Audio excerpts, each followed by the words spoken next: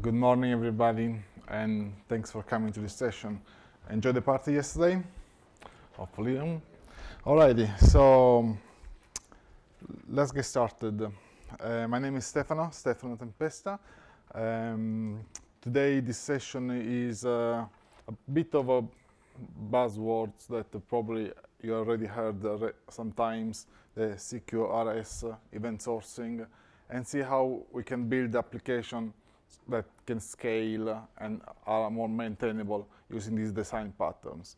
So the agenda for the session is packed.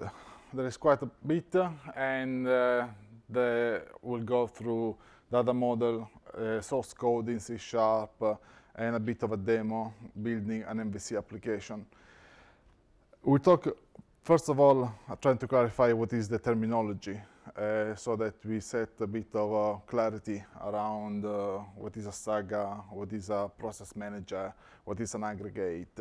And then we focus on how we build commands and handlers, how we process events, and we put all together into a real application. We'll have a look how we create a bus, a command bus, an event bus, and why it's important to keep them separate. And then, as said, also we'll play a bit with the MVC application and put this in the context all together using Entity Framework for repository, Ninject as a DI container. So we try to separate all the different layers. So it's a bit technical, and anytime feel free to ask a question. We'll try to be as much interactive as possible. And as we discuss, as I present the few topics, I'll always try to identify why doing something or not doing something in a specific way address the scalability or maintainability of a solution. So, what happened here? Here we go. Before we start, just briefly about me. I work for EF Education. I lead a large team of engineers, and I'm basically traveling a bit different regions, currently based in Switzerland, and I'm sure that you are familiar with the specialties of Switzerland. They're very good for cheese, very good for watches. Anybody said the secret bank accounts? That's right. And also Lindt, the Swiss premium chocolate that I brought here for you. Pass around and enjoy. And true story, I live in Zurich, 5 minutes from the Lindt factory. Every morning, open the window. Dangerous, extremely dangerous. But that's the funny part of it. Alrighty, so let's have a look at the application. I'll briefly demo it now. It runs in the context of SharePoint, but is irrelevant. I'm using SharePoint as an app engine. And then we'll dig how that application has been built and the patterns of the CQRS and the event sourcing. Be careful, I heard a few people pronouncing CQRS. Need to be undecided on the correct way of saying. Alrighty.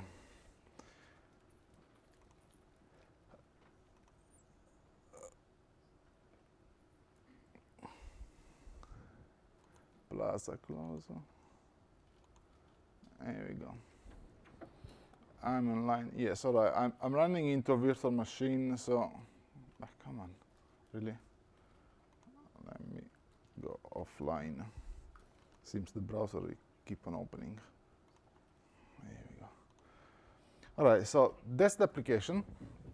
As said, it is running into a SharePoint engine, but basically is an MVC application. We'll go more into the details. The domain is in a school. At EF, we run several schools around the world, and situations may happen where there is an emergency to which we need to respond very quickly. especially for some schools that are based in Europe. Recent events have been a bit unfortunate, but it's not only that kind of events that we need to respond, but also can be, you know, of natural cases like a flood, a fire. So what we have built is basically an application for a dashboard for responding to emergencies whenever they occur. It's an application that you build, has to work perfectly because there are people's life at stake, but hopefully you don't want to use it ever. So, but when you do have to use it, it has to be very responsive, quick to perform, and obviously reliable in the information. So the dashboard presents a number of students. This is just a very small sample, but school typically deals with up to 2,000 students at the same time. So the volume of information to manage is significant.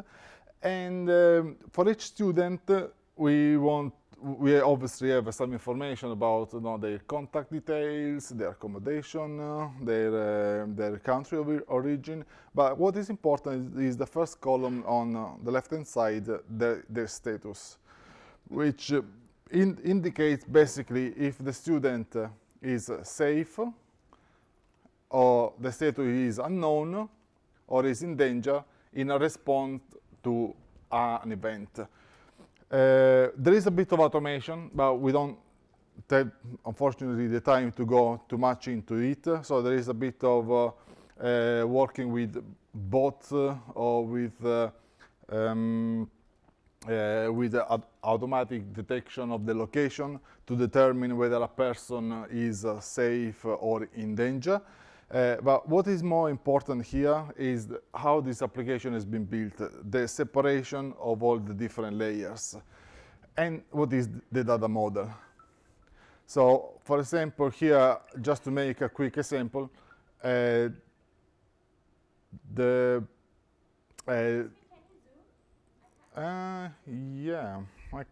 I can try.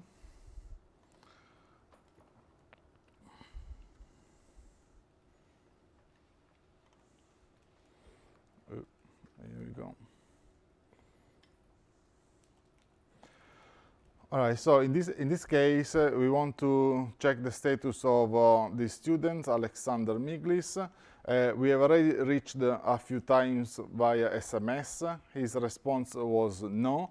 Here there is a bot that is basically responding or identifying the status and putting the status in danger because the answer was no. Then we tried to contact Alexander with a call. We didn't get any answer. We can try again. We can say Alexander. And now this is an SMS that is initiated by a school operator. Alexander, can you confirm whether you are okay or not? Say reply yes or no. And now I'm also suggesting the answer to give because there is again this bot that processes the answer. If yes or no, the status will change accordingly. So it will give a send. So now the message is being just sent.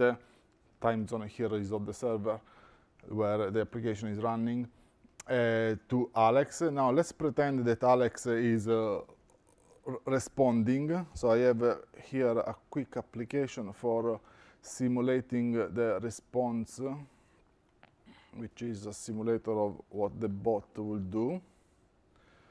I put in here in a second. So the bot responds to several channels. We are doing SMS for now. This is for Alexander Miglis, and he will say yes, all good. So he's sending back a message. If I just refresh the application here, now his state has changed to safe because yes has been recognized as one of the answers that the bot expects to change the status. So this is the application. We use it for real. and has been built in MVC, running into SharePoint, but it has been built with the intention of being as scalable as possible, because it's typically, we don't use it, but when it happens, it needs to support thousands of concurrent requests at the same time. Alrighty, so I switch off this one and go back to put it down, back to the slide.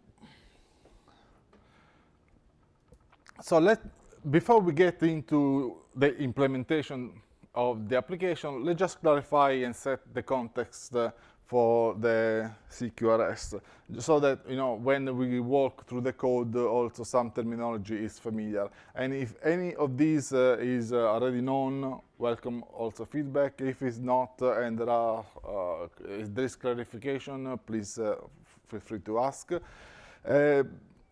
Typically, I have used the two patterns of the segregation between query and command and event sourcing, also in conjunction with a domain-driven design. It just comes easier because you design your domain. So in our case, there is a student, is an entity. There is a school, is another entity. There is an event, an emergency event, is another entity. And then a dashboard that contains the aggregation of a student belonging to a school in response to an event. So this is our domain. We describe our object using interfaces, classes, and we combine these together in what we call an aggregate. Then we separate a command and event. So the aggregates have a specific functionality, which is basically to raise events, and then the commands are performed, are executed sequentially by what is generally called a command handler. A command handler is basically some object that processes all the commands in sequence and create the workflow of the application. In our case, a workflow can be as soon as an event occurs, it is created in the system, and then all the students are displayed into the dashboard, and then the operators of the school start interacting with the dashboard to check their status. So a workflow is made, obviously, of different steps, and there is some conditions. So a few key points here. What is a command? So a command is an action, and the term action also marries very well with an action in a controller in MVC, and we will see this later, how that actually applies quite significantly well.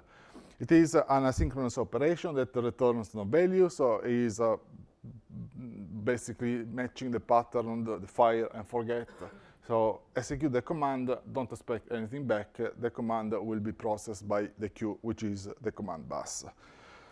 There are different ways of implementing a command bus, typically in memory, using a queue or a list, or in the cloud, Azure offers Service Fabric, which sits well for this kind of applications. Together with the command, we have events, and which, as the name suggests, obviously happen when in response to an action in the system. There is a separate bus for the events, and this is intentional because although commands and events share a lot of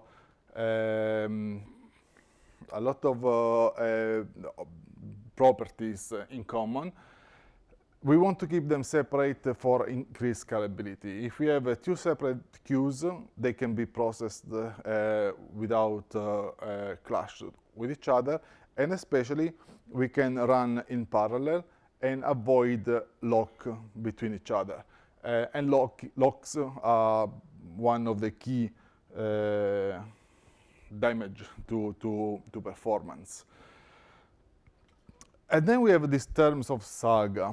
Now there are different schools of thoughts, but in general a saga is a process manager, execution of steps in sequence over a duration of time.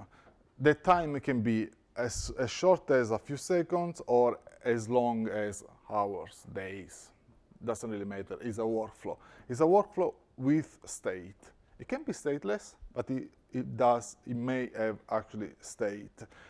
And in order to maintain state, is implementing as a state machine, and we'll see this in the code. The key, though, is that and this is one of the challenges in implementing these sagas, this kind of pattern, is try to avoid putting business logic in there. If you have a if then else, you're putting some business logic already, and you're mixing what is the sequencing of actions with what your application does or would do in response to some event. So stick only to the sequence of actions. So the saga manages all the processes in sequence, but if there is a condition, like if the status is A, B, C, then do that, then is already business logic. Or if you apply, if the value is some type and then you want to apply a discount, that is business logic. As I mentioned before, state machine prevents blocking of transactions, exactly because they are executed in sequence, because also we have the two separate buses between event and commands. They work also in parallel. And let's have a look how that is implemented, because some sample will basically clarify more than a lot of words. Now, the domain. This one on screen is big, is not extremely visible. I will zoom in a moment. But the domain is made of a lot of objects. There are aggregates that represent our entities with rich properties. There are commands and command handlers. There are events and process manager that process the event themselves. So let's have a look how they look like for real. And then I expect confusion, because I'm the first one challenging on the separation of all these elements, and then we'll try to clarify. All right, so I'll go to my Visual Studio now and zoom in a bit, and then try to see how the data model looks like. So we start with a few of the entities, or actually aggregates, that we have identified before. There is a school, some properties. A school has a number of students that are currently into the school for that week. A student, obviously, a few properties of the student, and this, can be a simplified data model for the sake of this application, obviously. And then we have our emergency event, which is a bit the core of the application. We spend a bit more time into it. When an event occurs, a number of actions are performed. The actions are basically a response is deployed, which is represented by our dashboard that we have seen before, and the response aggregates the emergency event and all the elements. The elements are basically the combination of the student and their status, and also their location, actually. We didn't see too much about the location, but the combination of student, status, and location determines an element of the response. For each student, so for each element of the response to the emergency, we have a number of messages that are dispatched, that are sent through different channels. We have done the little example of the SMS, but the other channels of communication, obviously, can be supported. Now, at its simplicity, this data model identifies all the objects that we need, that we are using in our application. What is missing here is the actions. So what is actually happening? Because as you see from these diagrams, from these classes, we all have collection of properties, but we don't have any methods. So we don't have a method that describes what each object will do. And this is part of the commands. So we need to get into that in a moment, but I have identified a few commands in this application. And a command is actually another class with another property. And in response to a command, so when an action occurs, we have an event. And the event is another class with another property. So here again, we start identifying something very similar. Commands and events are actually classes. Okay, they may inherit from another base class, or they can implement an interface like iCommand, iEvent, fair enough. But in essence, they are classes with properties. And they don't expose any method. So they don't do any actions. So where the actual work happens? In the handler, which are managed, or in the business, in the process managers, which are queued into a bus, the command bus or the event bus, and then executed in sequence. So here is the difference in the design patterns that we are typically familiar with, where you normally would describe an entity. So let's take the typical example of an MVC application with entity frameworks as an ORM. You create your modeling after your entity, and then your controller defines the actions, and in the code behind you do your database context, access the database, retrieve the information, and display on screen with a view. Here, the actions is all delegated to a service bus that processes the commands in sequence, and each command is not a method, it's a class with some properties. So there are similarities, as briefly mentioned before, between commands and events, because they are simple classes, they are POCO classes with properties, but we decide and we want to queue them, to process them in separate command bus and event bus for scalability and for increased readability, maintainability in general of the application, because every time we want to create a new command, we just have to create a class. So what are commands? Well, commands are actions, although the action is only in the name of the class. When it actually works, what it actually does is in the event, in the command handler. So let's have a look at the code, because if we go here into the source code of a command, let's take a command of when an event occurs. So it's a create a new emergency event. There it is. When a new event is created, this is a very plain C# class that implements the iCommand interface, but basically has some three properties. The event of reference, when it's being created, and who has created the event itself. There is no action here yet, right? So we are only define this as a verb. So guidelines for naming commands is to use an imperative verb. Create a new emergency event. Now we need to execute that. So the way it is executed is by the handler. Handlers, there is an handler for each command that we have identified. So in this case, it would be an emergency event handler. And the emergency event handler, I'll come back on the constructor with this, with the dependency injected in a moment.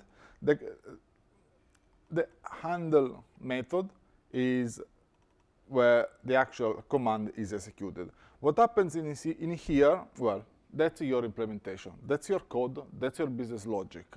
So if I just zoom this a bit,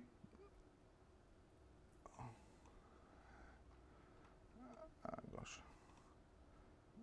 maybe I'll zoom the code a bit so we have a bit of a better view on here. Here it is. So what this handle doing inside the command handler is going to the repository. The repository can be your entity framework, it can be your SharePoint database, it can be directly IDO.NET into the database, doesn't really matter. And it's doing a bit of conversion. In this case, it's doing a mapping between entities and the aggregate. Again, this is purely for the sake of this implementation because I decided to separate between an aggregate and an entity. If you want to use the same object, feel free. If you want to use libraries like AutoMapper for auto-mapping the properties, more than welcome. And then eventually go into the repository and create that specific object, the specific aggregate. The repositories are of two types because we are talking about separation of commands and separation of queries. And that is the other important aspect of the CQRS patterns, that our repositories are separate.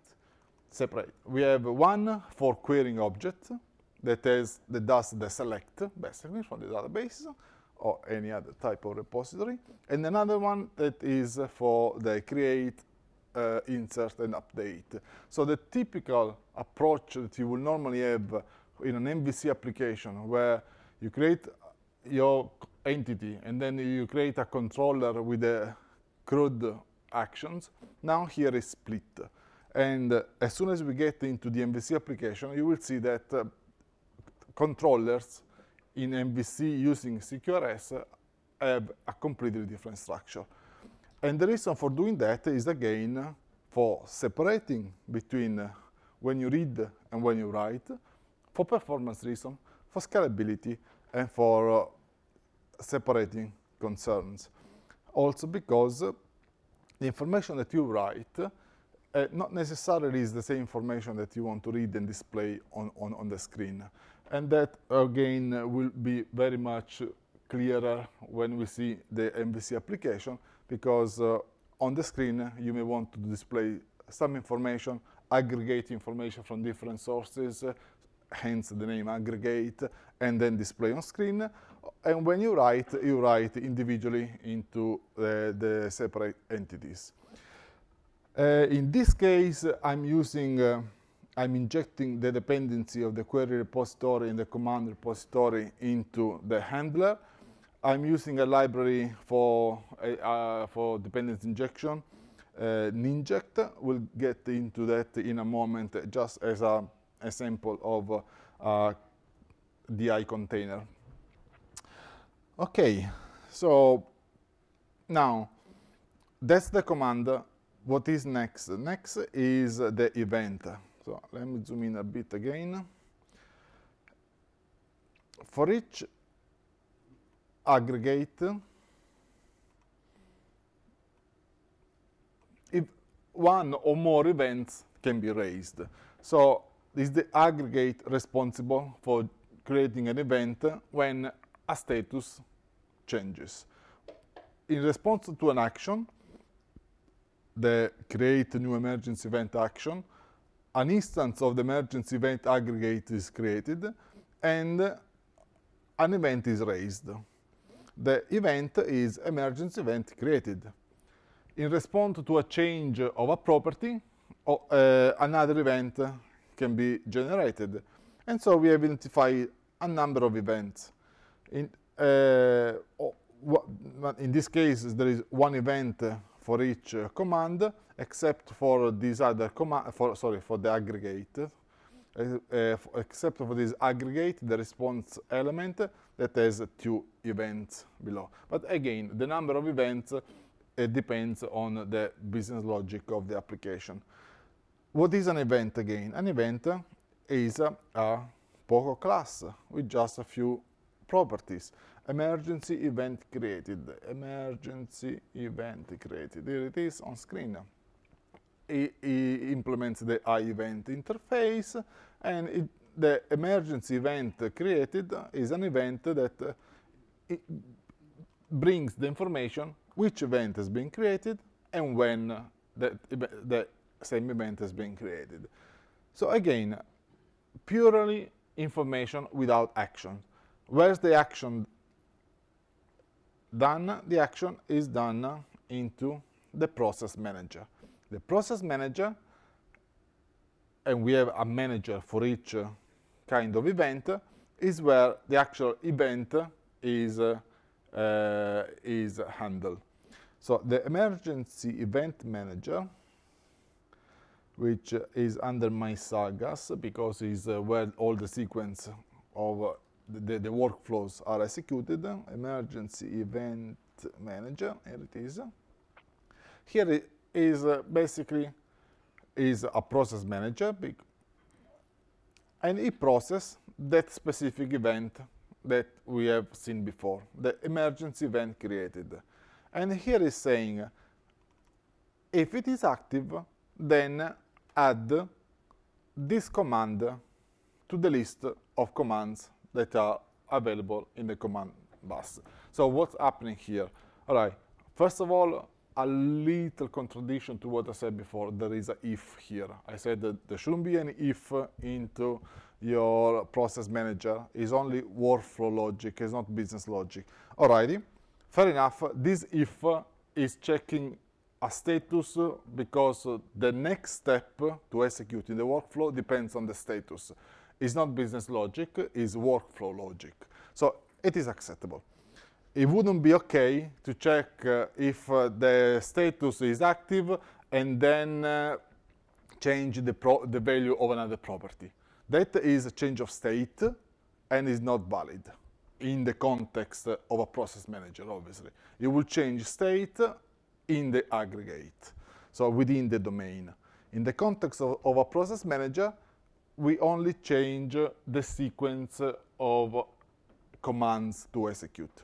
So what is now happening here is after the emergency event created is raised, what is the next step in the workflow? The next step is execute the command, generate a response for that specific event that is passed in input. So the generate response to event is a command. So here is what's happening. A command initially, action on some aggregate, the aggregate raise an event, the event determined what is the next command to execute, and back again. Command, event, command, event, command, event. They all execute in sequence, and that identifies the workflow. It's a bit difficult to follow, I totally get it. And sometimes it's difficult to code it because there are really a lot of classes to create, but because they are so short classes that where your command is one class only, you don't build classes with a lot of methods where you have all add, do this and do that, but each method, each action is a separate class. It will become very natural pattern to build and to write. So I tried to make myself clear by creating this workflow on screen. Let's see if it makes sense.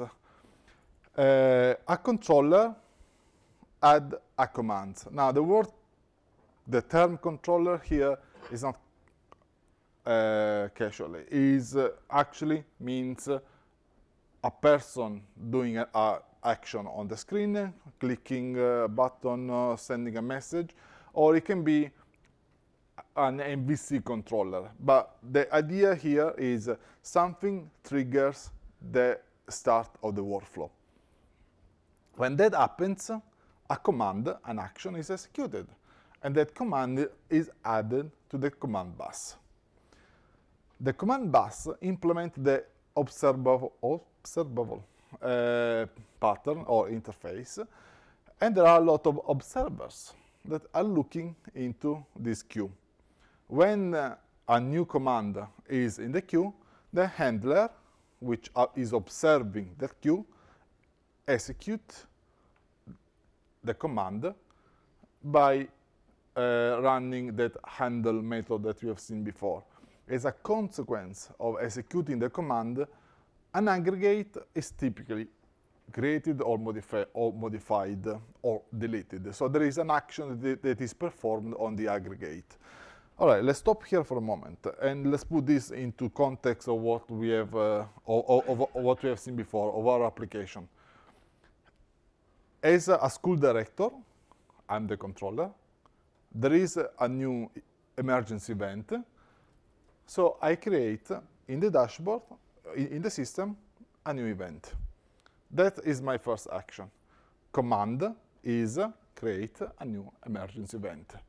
This command is published into a command bus, which is a queue, and then there is an observer that is looking into the queue. Why is that instead of being executed directly? First of all, nothing is executed immediately. Everything is asynchronous. Performance, it doesn't hold the UI. It scales because it just queue messages, and you don't lose messages. That's one of the commodities of running over queue, especially the implementation like the Azure Service Fabric, where there is a guarantee of delivery, there is monitoring, there is logging, and obviously there is scaling, infinite scaling. All right, so that is the first benefit of using a command bus for executing commands rather than executing directly. Then the observer is there.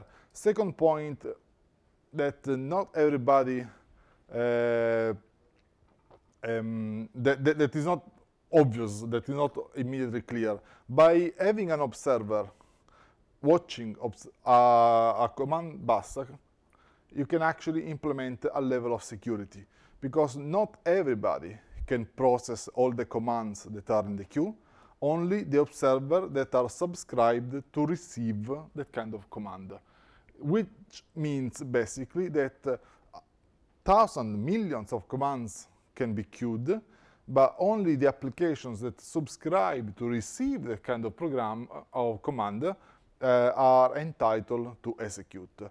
In this way, we apply a form of security on the messages that are transferred, because only a specific observer can process the information and ignore any other information, any other messages that is in the bus, in the queue.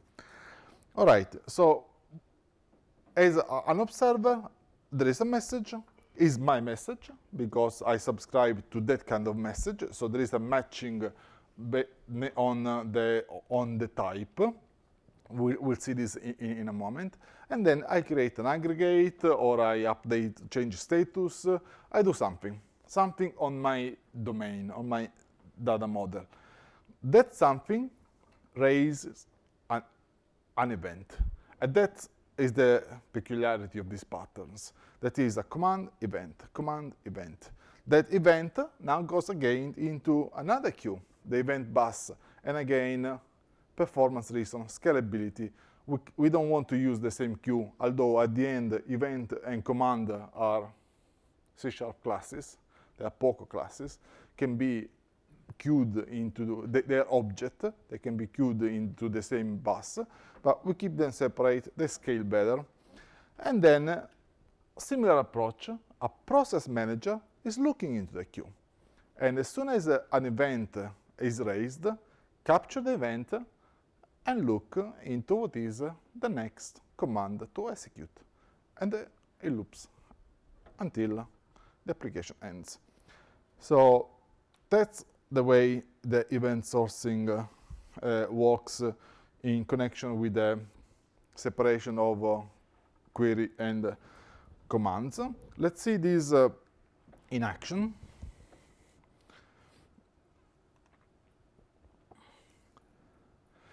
So we were here at this process manager. When this event is raised, it processes the event, add this to the queue. This queue here, if we go to the process manager level, is basically my queue, my command bus, which in this case is implemented in memory. Is a command bus in process, and is a singleton, so there is only one queue for all the commands. And if I dig into it, as you see, this is just a static singleton instance. It basically has a queue. There should be a queue somewhere. It is. There is a queue of all the commands and a list of all the observer of my commands. You can subscribe as an observer, and when there is a new command, it just enqueued, is added to the queue for being processed. Very simple, in memory. It runs in the same process of the application. Obviously, not the best for scalability, but it still performs the functionality of queuing all the messages, all the commands in this case. Same happens for our events that are added to the, where is it? To the event bus. Event bus, here it is, the event bus. There is a static instance of the event bus, and then all the events are added to, in this case, is a list instead of a queue for some reason, whatever. Okay, so now let's go and see what happens in the context of a web application. So let me just run this very quickly. Just run from here.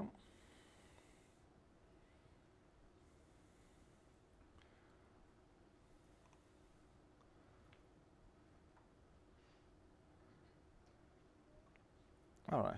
Emergency response, so we can manage our schools, our students, and our emergency events.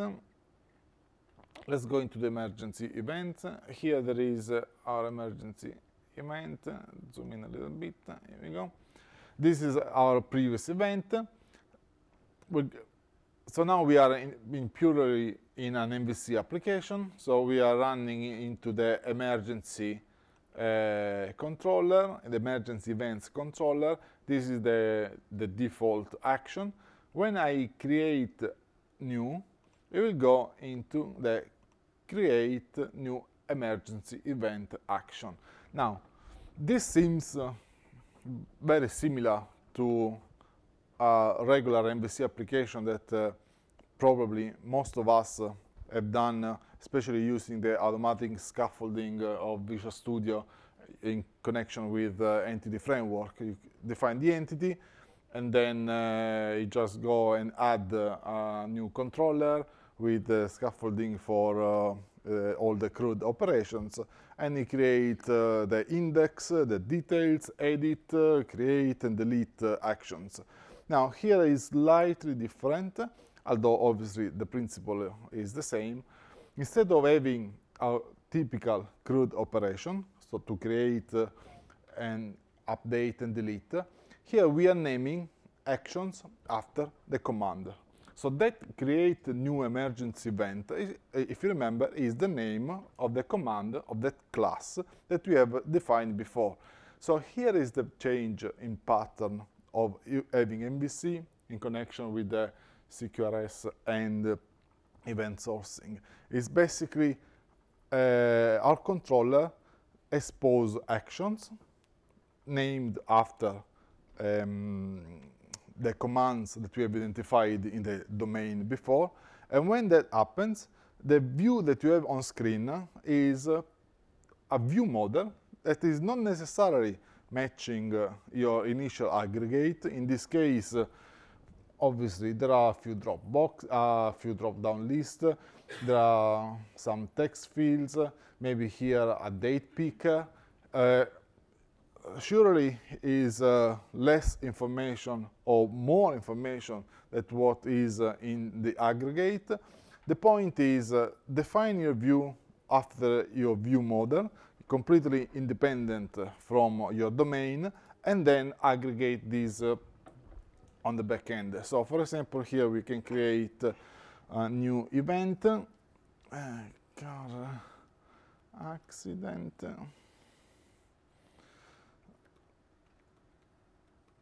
Oh, you active in San Diego, created by me. Here we go. So now, what happened here? Let's have a look at, we can stop this. Let's have a look at our controller. Controller, here it is. Okay, so our controller, first of all, there is a service that is injected at runtime. I'll come back on that in a moment to our controller. The index is pretty much similar to what we have, what we will normally get in the index. We get a list of all the models, of all the events, and we display, so that is not our concern for today. What is important to see is how the action is now named after the command.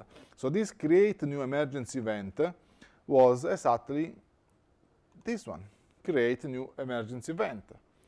Now, so here is the class that represents the command that is executed, and here is the action in the context of an MVC controller. Now this one is when displaying the form for the first time, so there is nothing in there rather than just putting some information into the view bag and displaying in the view. What is interesting to see instead is here in the post. So when we create save, that model, which is a view model with a number of properties, is validated and then is not executed directly. And that's the big difference, the big change to the typical MVC plus entity framework approach that we will normally take. Here, if I may, we will probably do something like DB emergency. Obviously, it doesn't exist, but just to make it clear, emergency event dot add my model, right? We'll do something like this, and then db dot save changes, and that will be my entity framework persisting my model into the database. So there is an action that is executed immediately in response to a post.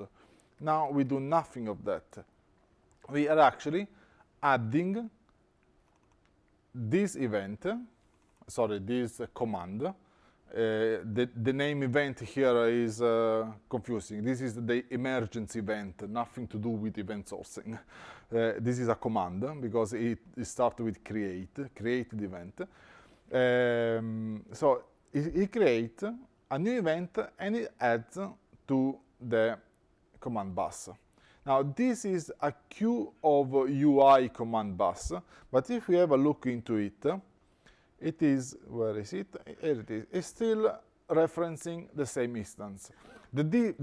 So we basically have a queue of actions that are executed on the UI from a controller that is posting, that is adding new commands in the same command bus. And here is doing a bit of identifying the parameters that are needed. So they create a new emergency event command, needs an event, the date of creation, and they created by. So it basically creating the event, doing a bit of mapping, created by, and created on. Some of these things, again, with libraries like AutoMapper can be simplified a bit, because you see most of the properties have the same name, but sometimes they are not, and then you will need a bit of manual mapping. But anyway, and then it will redirect again to the index to refresh the page. So when adding to the command bus, what's happening basically is command bus, we are implementing the observable interface. This has a number of observers that are registered to execute, so they subscribe to execute a command. When the command is executed, I need to remember, but it should be in the command handler. Here it is. Because this one is an observer, there is this method that is executed every time a new command pops into the queue. And doing a bit of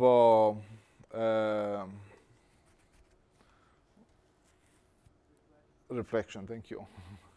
The name wouldn't come. Doing a bit of reflection, get the handle method that matches the type of the value and then invokes. And if you remember, when we were into the event handler, yes, the handle has a specific command to execute. So if the type of the command matches the parameter of the handle, then that is the handler to the subscriber, the observer, to execute. It is a bit going around here, but basically is coming back to this point, that a command is added to the queue, the observer is looking into the queue, and then performs that action. That action then raise the event, which is which is the next step. So in here, as you can see, we are creating our emergency event. When we create our emergency event, and we are doing with this repository, which is, let me see where it is here. Repository is an implementation of the command repository, where we have a create, update, and delete in the command, and in the query we have instead the read for extracting the information. So two repositories obviously separate. So when we create, the concrete implementation is based on entity frameworks. So here we have somewhere a reference to the database context of entity framework. And this is doing what we were normally used to do in the controller, but now is separate into the command repository. So is setting the entity and save the changes, or removing for delete, or updating, setting the state to modified. So now we have moved the execution of the CRUD operation into a separate instance of the repository.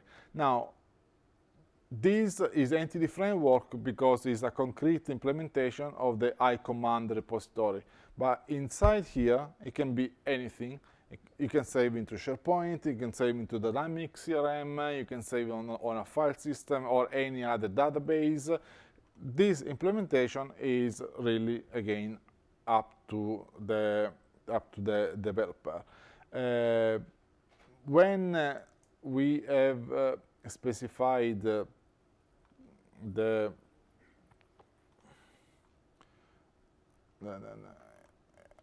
I lost it. Let me go up a second. The emergency handler, here we go. We pass in input the query repository and the command repository. This is not done manually or I would say programmatically. This is done using a container for dependency injection, which is our inject. Let me have a look. No, sorry. Here it is. I'm not spending too much time now on inject because obviously it's just a library that you reference in NuGet, install it, and then there is a bit of documentation on how to use it. But the way it works basically is that it binds an interface to a concrete, and every time there is as an input parameter to an object, to a class, the interface, the DI container automatically replaces with the EF with the concrete implementation. So this is one way of doing dependency injection by injecting the dependency through the constructors. Alrighty, so I will say that.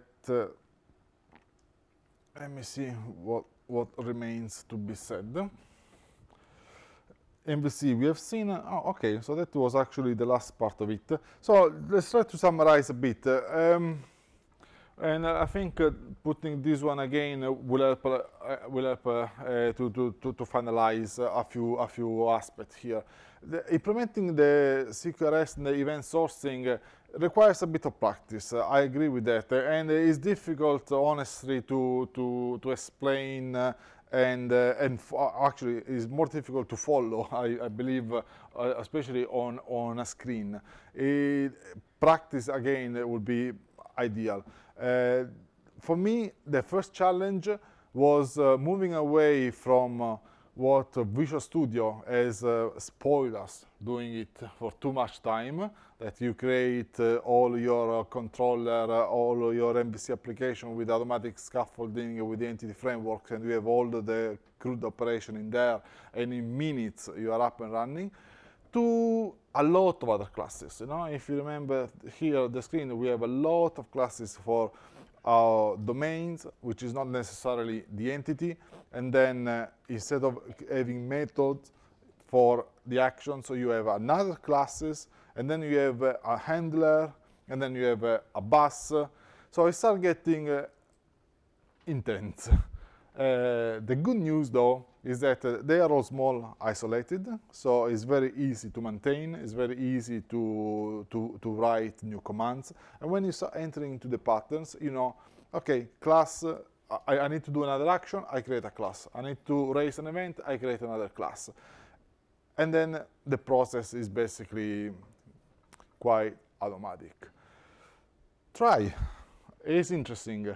It's a different approach to what I was used before, and in the experience of building this application, we found that having the two separate buses, the two separate queues for commands and events has improved a lot performance, that running asynchronously doesn't hold on the UI. So there are a few little things that we have seen came out very convenient of going this way, using the CQRS, the event sourcing in the context of an MVC application. So I would say that we are at the end of this session. Don't forget to evaluate for your chance to win a Surface Pro and a brand new Xbox One S. Any questions, doubts, and fears? Using a queue, maybe a cloud-based one or Redis or something like that. Have you be able to scale? Look, these patterns sit beautifully with containers and with the microservice architecture. Don't put everything in a VM, otherwise what's the benefit of separating? You are running everything in proc, everything in the same in the same process. So then the bottleneck is on the infrastructure. The beauty of this is that each queue can be separated. Now here there is one event, one queue for the event, one for the commands, but actually each command can have their own queue and each event can have their own queue. Depends on the complexity of your application. And as you distribute, each queue can go into a separate container or a separate or instance of service fabric. That's it, yeah. Yeah.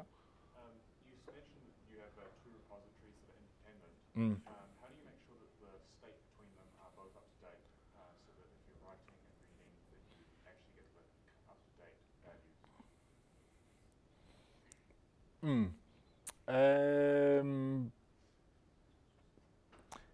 It's not necessarily implementing the repository pattern. But actually it's a good point, because it's called repository, but what it's doing is a transaction only. It's storing or reading. So it doesn't have state.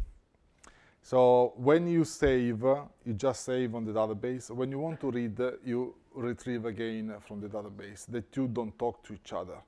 And this is why you can distribute.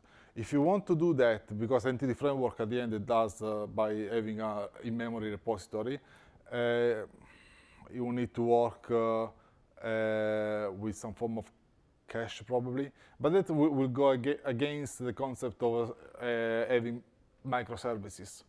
So probably the name repository here is a bit misleading, because it's not the repository pattern, but is a store manager in some way. But thanks for the clarification, good point. Yep. How do you prevent the same messages being processed in two different buses? That's a very good question that will require a lot of time to answer, but shortly. Using a better queue than an in-process queue. Because what I've done for this example is a queue that is there, and then obviously concurrency may execute the same command or the same manage the same event multiple times. Having a queue that is concurrency friendly will resolve that. I'm experimenting a bit with the Azure Service Fabric, and Service Fabric does exactly that. Once the observer has captured the attention of the message in the queue, no one else can use it. It's been locked and allocated only to be processed. So no one else can actually process the same command again. But normal queues or lists will not work in this case. You need to use a lock mechanism.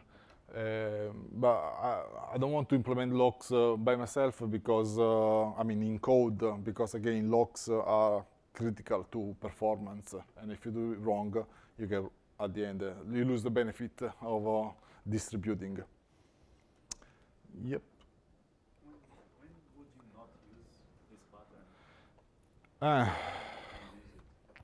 Look, I'm using for this application because, well, first of all, we wanted something that can scale to the quickly. And when we have an emergency situation that will requires a lot of concurrent requests, I don't know what is the volume of traffic that I have. So putting on a VM, it will probably scale, and then I have to add another one, and then I have to deploy the application, and it will take some time. And you know, even if in Azure or in AWS you can script VMs to be ready in a few minutes, still is not that immediate scalability. By having instead a bit of the container approach, distributing application components of the application, so the bus, the commands, the events into single entities, then you kind of obtain unlimited scalability. When I wouldn't use it, well, look, it is not easy to implement. It's more about a matter of practice. But if you get familiar with this approach, then yes, go for it. The challenge that I found at the beginning is that convincing the team to think object, domain-oriented, rather than unit of work. We think as a unit of work as a pattern. No? Do this, and then do that, and then do that as a sequence of action. Here instead is really about separating the command from the event, the command from the event, and then creating the workflow in sequence. So I wouldn't use it for simple applications that you need to create a user interface very quickly. So they want to kick me out of the room, okay? And thanks again for coming, and yes, I hope you enjoy the rest of the day.